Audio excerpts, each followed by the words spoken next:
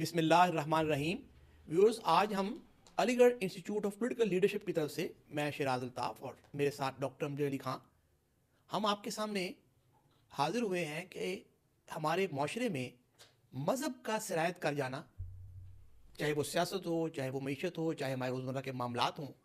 قرآن مجید ہمیں کہتے ہیں کہ اللہ تعالیٰ کی رسی کو مضبوطی سے تھام لو اور فرقہ بازی نہ کرو، فرقوں میں نہ پڑو. اور ہم یہاں فرقوں میں بحثیت قوم تو بٹے ہی ہوئے ہیں ذات پات میں، لیکن جب مذہب کی بات آتی ہے تو ہم فرقوں میں بہت زیادہ بٹے ہوئے ہیں. اس کی وجہ کیا ہے؟ اس سے ہم کیسے نکل سکتے ہیں؟ قرآن مجید ہماری کیا رہنمائی کرتا ہے؟ سیرت نبی صلی اللہ علیہ وسلم ہماری کیا رہنمائی کرتی ہے؟ اس حوالے سے ڈاکٹر صاحب آپ کیا کہیں گے ہمارے ویورز کو؟ جی السلام علیکم. مذہب تھوڑا سا سینسٹیو سبجیکٹ ہے، اور یہ سینسٹیو یہ نہیں ہے کہ مذہب یہ ڈیمانڈ کرتا ہے کہ آپ اس کو سینسٹیو بنائیں. ایکچولی یہ مذہب کے جو پیروکار ہیں وہ اس کو اس طرح بنا دیتے ہیں، اور یہ صرف اسلام کے ساتھ نہیں ہوا. اس سے جو ہم اگر اپنے ہمسایہ ملک میں بھی دیکھ رہے ہیں کہ اس کا ہندوازم میں بھی کتنی وہ حساسیت ہے، اور وہ وہاں پہ اس وجہ سے جھگڑے ہو رہے ہیں، لڑائیاں ہو رہی ہیں. اور اس سے پہلے ایک کرسچنس کی پوری ہسٹری ہے، اگر آپ کو پڑھیں خاص طور پہ کوئی 1516ویں صدی سے پہلے تک، تو بہت زیادہ ان کے ہاں بھی اس کے اوپر سوسائٹی ڈیوائڈ تھی، اور بہت لڑائی جھگڑے تھے، اور ان کے فرقے تھے، اور تو یہ سب کچھ وہاں بھی چل رہا تھا.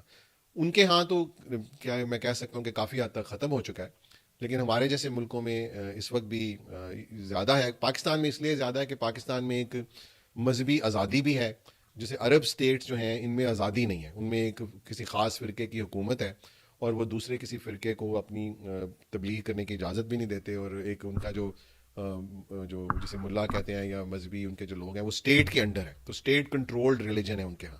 اس لیے وہاں پہ ہمیں کوئی فرقوں کی لڑائیاں نظر نہیں آتی. اس طرح ایران میں بھی ہمیں پتہ ہے کہ ایک ہی فرقے کی حکومت ہے، تو وہاں بھی لڑائیاں نہیں. اب پاکستان کا مسئلہ یہ ہے کہ اس میں بہت بلینڈ ہے، اس میں کوئی ایک فرقہ نہیں ہے، اور پھر دوسرے اس میں آزادی اتنی زیادہ ہے کہ اس کی وجہ سے سب فرقے بھی بنتے ہیں، ایک ہی فرقے کے اندر بھی ڈویژنز بنتی جا رہی ہیں.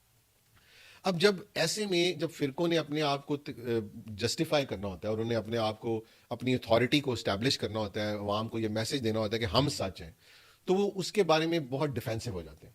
تو اس کے اگینسٹ کوئی بات سننا یا برداشت کرنا، کوئی کرٹیک برداشت کرنا ان کے لیے مشکل ہوتا جاتا ہے. تو یوزلی فرقوں میں ہوتا یہ ہے کہ ایک جو بھی کوئی اس کے اندر لیڈر پیدا ہوتے ہیں تو وہ ایک فکر ڈیولپ کرتے ہیں، اور اس کے بعد پھر ایک فالوورز کی ٹرین بنتی ہے. اور زیادہ تر جو فالوورز ہوتے ہیں وہ خود سے نہ کبھی پڑھتے ہیں، نہ غور کرتے ہیں، تو وہ ایک لائن پہ چلتے جاتے ہیں. اور وہ کیونکہ ہم ایک شخصیت پرستی جس کو ہم ایڈریس بھی کرتے ہیں کہ ہمارے ریلیجن اور کلچر، ہمارے کلچر میں خاص طور پہ شخصیت پرستی بہت زیادہ ہے، کیونکہ یہ دنیا کی ساری تہذیبوں میں تھی، لیکن کیونکہ دوسری تہذیبیں اب اگلے دور میں چلیں گی تو وہاں سے نکل گیا. لیکن ہمارے کیونکہ پرانا ہی ابھی چل رہا ہے، تو ہم اس سے ایک مذہبی اپنے لیڈر سے، پیشوا سے ایک ایسی عقیدت ڈیولپ کر لیتے ہیں کہ ہم کوئی بھی بات اس کے خلاف نہیں سننا چاہتے. تو اس کی وجہ سے یہ جو سارے فرقے ہیں یہ سب پھر ایک دوسرے کو، ایک تو ان کی ضرورت بن جاتی ہے کہ ان کو وہ کمتر ثابت کریں، اور تاکہ ان کا جو ویو پوائنٹ ہے، نیریٹو ہے، عوام اس کو رسپونڈ کرے. اس وجہ سے یہ ایک دوسرے کے خلاف نفرتیں پھیلاتے ہیں. اور دوسری یہ ہے کہ وہ اپنی برتری ثابت کرنے اور دوسرے کو نیچا دکھانے کے. تو وہاں سے پھر عوام جو ہے، کیونکہ ہماری پاکستان کی عوام ہم سب جانتے ہیں کہ ابھی بھی کہنے کو ہم کہتے ہیں کہ ہمارا لٹریسی ریٹ شاید 30-40% پر ہے، لیکن ہم سب جانتے ہیں کہ ہمارا لٹریسی ریٹ اس سے بہت کم ہے. تو وہ جو عوام ہے وہ اپنی سنسیریٹی سے، مخلصی سے وہ ان کے پیچھے لگ کے دوسروں کو برا بھلا کہتے ہیں، لڑتے ہیں، جھگڑتے ہیں، اور معاشرے میں ایک بہت بڑی تقسیم پیدا ہو جاتی ہے. تو یہ بیسک ریزن، تو میں جس کو سوشیولوجیکلی اگر ہم دیکھیں تو وہ یہ ریزن ہے. اگر آپ کو تھوڑا اس کو ہسٹوریکلی دیکھنا چاہتے ہیں تو میں وہ بھی. جی ڈاکٹر صاحب، ضرور اس کا ہمیں آپ ہسٹوریکل بیک گراؤنڈ دیں تو ہمارے ویورز کو سمجھنے میں زیادہ آسانی ہوگی. جی اس میں دیکھیں ہوا یہ ہر مذہب کے ساتھ یہ ہوا ہے، کیونکہ جو اللہ کے پیغمبر آتے ہیں نا، اور وہ جب ایک خدا کا ایک پیغام دنیا پہ لے کر آتے ہیں، اور ان کا مقصد ہوتا ہے کہ جو اس سے پہلے کی قوم جو چل رہی ہے وہ قومیں اکثر اپنے راستے سے تھوڑی سی ہٹ جاتی ہیں، جو اللہ کی کتاب آئی ہوتی ہے اس کی ڈائریکشن سے ہٹ جاتے ہیں. تو اللہ کے پیغمبر ان کو دوبارہ راستہ ٹھیک کرنے آتے ہیں. بلکہ اس میں حضرت عیسیٰ علیہ السلام کا ایک کال ہے جس میں انہوں نے کہا کہ اللہ نے انسانوں کو آزاد پیدا کیا تھا، لیکن تم لوگوں نے، اور وہ تم لوگ جنہیں ایڈریس کر رہے تھے وہ جو یہود تھے اس زمانے کے بنی اسرائیل، ان کے علماء تھے، یعنی ان کے مذہبی پیشوا تھے. سو عیسیٰ ان سے کہے تھے کہ تم لوگوں نے مذہب کو روایت پسند بنا کے ان لوگوں کو زنجیریں پہنا دی ہیں، میں وہ زنجیریں کھولنے آیا ہوں. تو نبی جو آتے تھے اللہ کے وہ انسانوں کو آزاد کرنے آتے تھے, وہ ان کو ایک اندر, جسے اقبال نے خود ہی کہا, وہ خود ہی ڈیولپ کرنے آتے تھے کہ وہ اپنی پہچان کریں. اللہ نے ان کو بہت بلند مرتبہ پیدا کیا ہے اور اس کے شعور کے مطابق اپنے خدا سے اپنا تعلق پیدا کریں اور اس کے بتائے ہوئے راستے پہ چلیں تاکہ وہ دنیا میں بھی کامیاب ہوں اور آخرت میں بھی کامیاب ہوں. تو یہ جو, لیکن ہر مذہب کے ساتھ ہوا یہ بعد میں کہ جب بعد میں اس کے جو بعد کے لوگ تھے ان کے اندر ایک ریلیجس ہائرارکی پیدا ہوتی گئی جسے کلرجی بھی کہتے ہیں. وہ ہائرارکی جو ہے نا وہ پھر مذہب کی انٹرپریٹیشن میں بہت ڈفر کرنا شروع کر دیتے ہیں اور پھر جھگڑے شروع ہو جاتے ہیں. تو اسلام کے ساتھ ایک جو اچھی چیز یہ ہوئی کہ اسلام کو ہم سب جانتے ہیں کہ اب حضور صلی اللہ علیہ وسلم کی زندگی میں ہی ایک حکومت مل گئی اور پھر بعد میں وہ حکومت خلافت راشدہ میں اتنی بڑی کہ وہ بہت بڑی سلطنت بن گئی اور اس کے بہت سارے مذاہب جو اس وقت تھے ان کے اوپر ان کی حکومت ہو گئی. تو کیونکہ شروع کا ٹائم تو بڑا ایسا ٹائم ہے جب صحابہ ہیں, بہت جید صحابہ ہیں, بہت سنسیئر ہیں, لیکن بعد میں ہم سب جانتے ہیں کہ وہ حکومتیں کیسے مینیپولیٹ کی گئیں اور کیسے اموی دوبارہ حکومت میں آگے.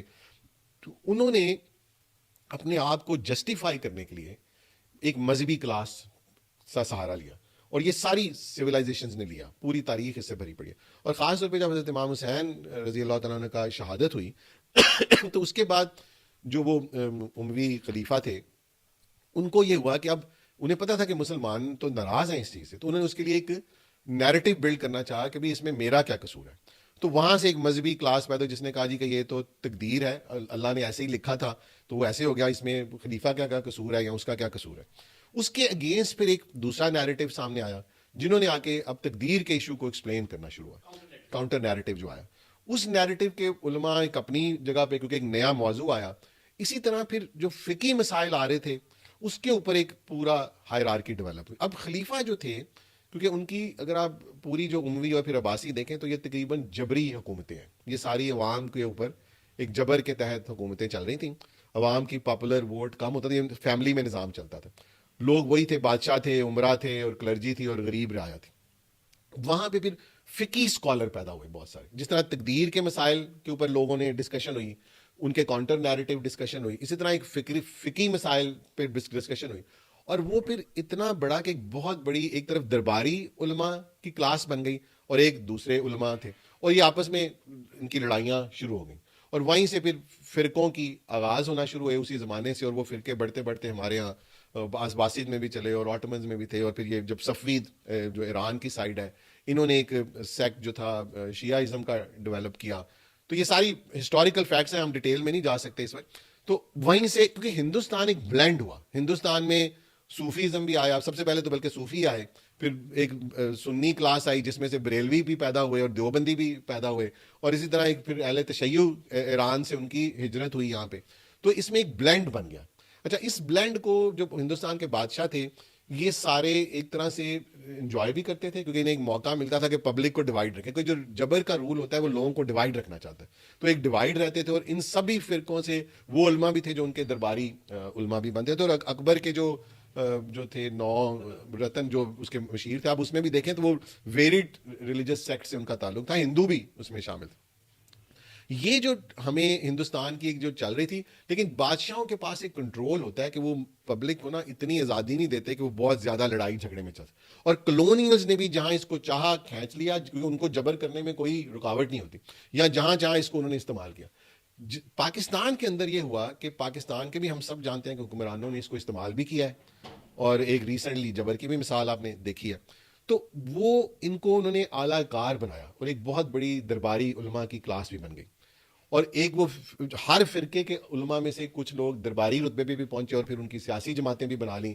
اور وہ سیاسی جماعتیں پھر, کیونکہ جب سیاست میں آپ آ جاتے ہیں تو آپ نے کمپرومائز کرنے ہوتے ہیں, تو کمپرومائز میں آپ کچھ لوز کرتے ہیں کچھ گین کرتے ہیں. اب ہم سب جانتے ہیں کہ جو ہمارے اس وقت مذہبی جماعتوں کے رہنما ہیں وہ سارے پبلک میں اپنی کریڈیبلٹی لوز کرتے جا رہے ہیں, اور پبلک نے میرا خیال ہے اگر پاکستان کی ہسٹری دیکھیں تو کبھی بھی ان کو اتنے ووٹ نہیں دیے کہ وہ ایک حکومت بنا سکیں اس ملک کی. لیکن وہ ایک نیریٹو لے کر پبلک میں آتے ہیں کہ ہم آپ کے نیریٹو, لیکن ہم بعد میں آپ پبلک کو پتہ چلتا ہے کہ یہ بھی ایکچولی اسٹیٹس کو کوئی سپورٹ کر رہے ہوتے ہیں. تو انہوں نے عوام کو ڈیوائڈ رکھا, فرقوں کے ووٹ لیے, پبلک کو جہالت سے نہیں نکلنے دیا, جس کی وجہ سے پاکستان کے جو مذہبی مسائل ہیں وہ شدت ہی اختیار کرتے گئے. اور تعلیم یافتہ طبقہ اس لیول پہ پہنچا نہیں, یا جو پہنچا تو وہ بہت ہی ویسٹرنائز لبرل کلاس کا پہنچا تھا. تو ان کو کیونکہ وہ ریلیجن کی سمجھ نہیں تھی تو وہ ریلیجن کے اوپر وہ کرٹیک جو ایک آنیسٹ کرٹیک ہوتی ہے وہ کرنے کی صلاحیت نہیں رکھتے. وہ اس کو ویسٹرن پرسپیکٹو سے دیکھتے ہیں, ایک لبرل ویسٹرن جو ان کا ہے فنڈامنٹ اسی سے دیکھتے ہیں, تو جسے ان کی بھی آپس میں ڈیوائڈ بہت بڑھ گئی. جبکہ ریلیجن کیونکہ ریلیجن تو ہمارے جو ملک ہے, ہم جو مسلمان ہیں, وہ ہمارا تو ایک شخصیت کا حصہ ہے, ہم اس کے بغیر نہیں رہ سکتے. ہمیں اس ریلیجن ویسے بھی میں ویسٹ میں رہا ہوں, مجھے پتا ہے کہ ریلیجن کے بغیر انسان کا جو وجود ہے اس کا مقصدیت ختم ہو جاتی ہے. وہ یعنی ویسٹ نے وہ مقصدیت حاصل کو ریپلیس کرنے کے لیے نیشنلزم کو وہ لے کے آئے کہ لوگ قوموں میں جڑ جائیں, لیکن ہم نے دیکھا کہ ان کے فیملی سٹرکچر تباہ ہوئے, ان کے اسپریچول سٹرکچر تباہ ہوئے. جبکہ جو ریلیجن ہے وہ لوگوں کو ایک اسپریچولی بانڈ کرتا ہے, اور اسپریچول بیس پہ ہم ایک دوسرے سے ایکویلٹی پہ بھی آتے ہیں, ہم سارے ایک دوسرے سے ریلیشن شپ بھی بناتے ہیں. ہمیں امیر غریب اور کالا گورا عرب عجم سے, اسی لیے ریلیجن ہمیں صرف نکال سکتا ہے, کیونکہ جب ہم ایک خدا کے نیچے آئیں گے تو ہم سمجھ جائیں گے کہ یہ سب لوگ اسی کی کریشن ہے, اور یہ ہم اس کا دنیا میں تھوڑا رتبہ اوپر نیچے ہے لیکن ہیں ہم سب برابر.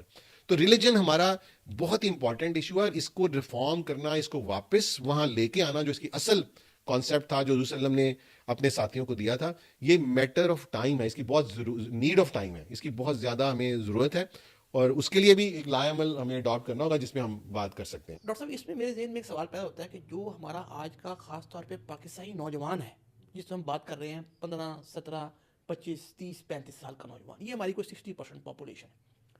آپ کے علم میں ہوا کہ یہ قرآن سے بھی اٹیچ نہیں ہے, نبی صلی اللہ علیہ وسلم کے پیغام سے, ان کی سیرت سے بھی اٹیچ نہیں, میں میجورٹی کی بات کر رہا ہوں, آخرت سے بھی اٹیچ نہیں ہے, کچھ پیرنٹس کی بھی پرائورٹی نہیں ہے, ہمارے ایجوکیشن سسٹم کی بھی پرائورٹی نہیں ہے. ان کو آپ کیا میسج دیں گے کہ وہ کس طرح اس سے اٹیچ ہوں؟ اب چیلنجز کیونکہ بہت بڑے ہیں, چیلنج یہ ہو چکا ہے, جب میں بھی تھوڑا سا اپنے ریلیجن کو سمجھنے کے سفر پہ نکلا ہوں تو زیادہ تر جو اب مسلمان ہم فقی مسلمان ہیں. ہمیں جو فقہ کے جو اسکالر تھے انہوں نے فقہ کو اتنا بڑا ایشو بنا دیا کہ اب لوگ جو ہے نا وہ ریلیجن کو فقی لوگ, مطلب کسی کو یہ نہیں دیکھتے کہ یہ نماز پڑھا ہے تو بڑی اچھی بات ہے انسان, وہ دیکھتے ہیں نماز میں کھڑا کیسے ہے, اس نے ہاتھ کیسے باندھے ہیں, جلوار ہے یا ٹوپی نہیں ہے, داڑھی نہیں ہے. ان فروئی مسائل میں ہمیں ڈال دیا گیا, اور یہی اسے ہی ملائیت کہتے ہیں. یہ میں اس لیے ملائیت کا ورڈ ہے کہ یہ ورڈ یوز کیا گیا ہے, میں نے نہیں بنایا. اور اسی طرح جو کرسچینٹی میں بھی یہی ہوا, جوڈیزم میں بھی یہی ہوا کہ انہوں نے لوگوں کو ان فروئی مسائل میں ڈالا. اس سے ہوا یہ کہ لوگ اپنی اصل جو ریلیجن تھا اس سے دور ہوتے گئے, اور بجائے جو ان کی اخلاقیات ڈاؤن ہوئی, ٹھیک ہے, عمل ڈاؤن ہوا, اور ریلیجن کی ان پریکٹسز کو انہوں نے ہائی لائٹ کرنا شروع کر دیا. تو حلیہ کیسا ہے, یہ کیا, جبکہ یہ ریلیجن کا سبجیکٹ ہی نہیں تھا. تو اس لیے کرنا یہ ہوگا کہ ہمیں جو ریلیجن کا اصل منبع کیا ہے, اصل منبع دیکھیں, اللہ نے حضور صلی اللہ علیہ وسلم نے کیا کہا کہ میں تمہارے درمیان اللہ کی کتاب اور اپنی سنت چھوڑ کے جا رہا ہوں. اللہ کی کتاب کیوں؟ کیونکہ وہ ایک الٹیمیٹ گائیڈنس ہے, اور وہ کور ہے ہماری گائیڈنس کا, کیونکہ اس سے بیونڈ جو گائیڈنس ہوگی جو ہم خود سے بنائیں گے اس کے اندر بہت سارے ہم شبہات ہوں گے, بہت ساری غلطیاں ہوں گی.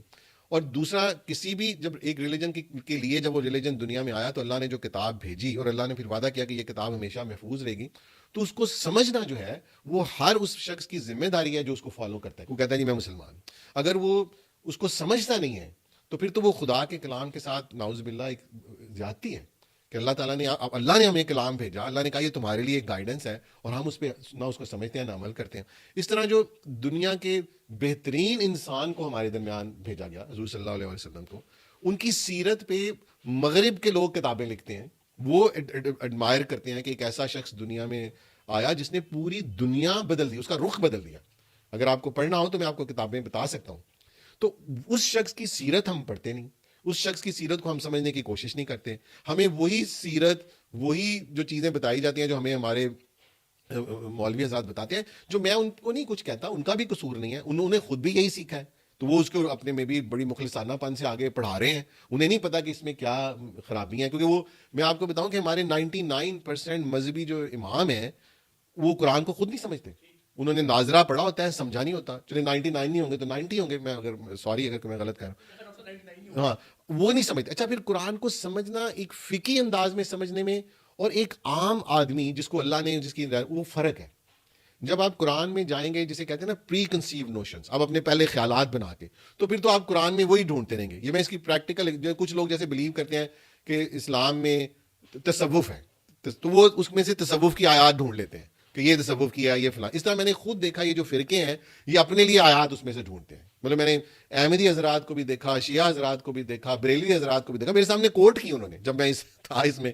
تو میں سوچتا تھا کہ یہ اس آیت کو کیسے, میں کیونکہ تھوڑا سمجھ چکا تھا تو مجھے لگتا تھا, اب بحث بھی نہیں میں کرنا چاہتا تھا, کیونکہ قرآن نے ایک اصول دیا ہے کہ آپ نے کسی سے اگر بات بھی کرنی ہے تو بڑے آسان طریقے, تو اگر اگلا سننے کو تیار نہ ہو یا اس کی ناراضگی کا ڈر ہو تو آدمی ان سے, کیونکہ قرآن کو جب آپ کانٹیکس میں جاتے ہیں تو وہ آیت کا بالکل اور مطلب ہے, مس انٹرپریٹ کرتے ہیں.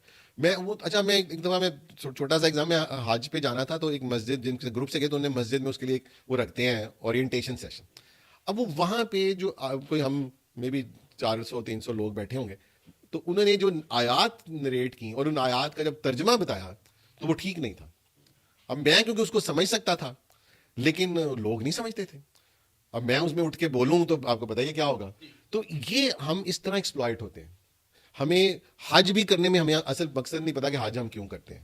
ہم یہ سمجھتے ہیں کہ عمروں کے نمبر بڑھ جائیں گے تو شاید پتہ نہیں ہمارے لیے کیا ہو جائے گا, جبکہ وہ نمبرز نہیں ہیں.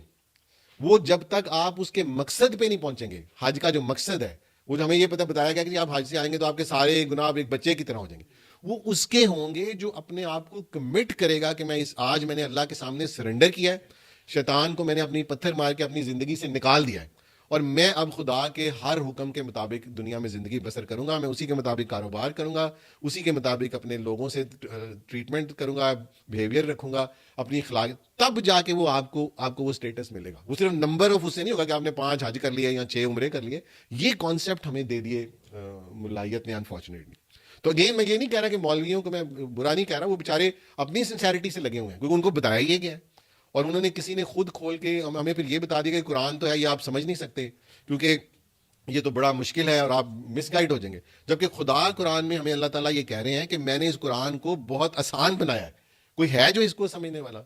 اور پھر آپ کو یہ بھی نہیں پتا کہ بہت عرصے یہ جو مذہبی کتابیں تھیں ان کا ترجمہ نہیں ہونے دیا جاتا تھا, کیونکہ وہ جو پیشوائیت پیدا ہوتی تھی وہ کہتی تھی کہ ہم سے ہی آ کے سیکھیں اور پھر ہم اپنے طریقے سے انہیں بتائیں. کیونکہ اسی ڈر سے جب ترجمے جن لوگوں نے کیے, ہمیں ہندوستان میں شاہ ولی اللہ اور پھر ان کے پوتے جو تھے انہوں نے کیے, ہمیں ان کا شکر گزار ہونا چاہیے کیونکہ انہوں نے بڑا ریزسٹنس فیس کیا اس کے اوپر. تو وہ لیکن آپ کو آج آپ ترجمے کو پڑھیں, اور میں کہوں گا کہ خالی پہلے ترجمے کو پڑھیں تاکہ کچھ سمجھ آئے. آپ عربی میں ضرور پڑھیں, اللہ تعالیٰ اس میں اجر دے, لیکن اللہ تعالیٰ سمجھنے میں زیادہ اجر دے گا. جب خدا یہ کہتا ہے نا کہ قرآن کو پڑھنے والے اور اس کی یعنی قرآن کی تعلیم حاصل کرنے والے اور اس کو آگے پڑھانے والے وہ سب سے افضل ہے, تو اس کا کیا مقصد ہے؟ اس کا مقصد ہے جو لوگ قرآن کو سمجھیں اور آگے سمجھائیں. بہت شکریہ ڈاکٹر صاحب, میں اس پہ اختتام کروں گا. الذی خلق الموت والحیات لیبلوکم ایکم احسن عملا, جس نے زندگی اور موت تخلیق کی تاکہ وہ جانچے, پرکھے اور ٹیسٹ کرے آپ میں عمل کے لحاظ سے سب سے بہتر کون ہے.